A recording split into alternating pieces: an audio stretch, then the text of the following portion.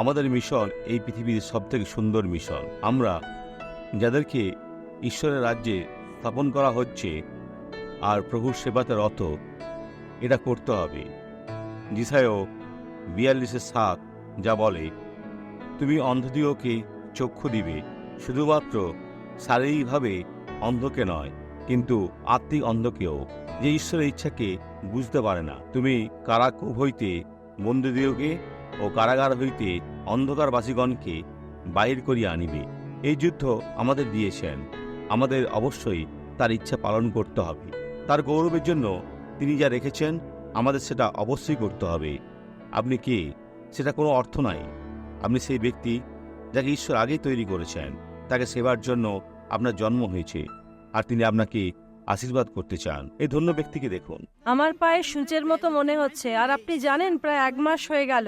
পায়ে খুব কষ্ট হতো, আগে কিভাবে চলতেন? খুব কষ্ট দিত। এখন মাটিতে পা ফেলছি আর সুস্থ হয়েছি। এটা চলে গেছে, আর কষ্ট হচ্ছে না। যিশুর নামে আপনি এখন যেতে পারেন। আসুন প্রার্থনা করি। পিতা, প্রার্থনা করি, অনুরোধ করছি, আর যারা প্রার্থনা করছে তাদের আশীর্বাদ করছি। তারা যেখানেই থাকুক, ও পিতা, আজ সফলতার দিন, আর সবাই তোমার গৌরবে।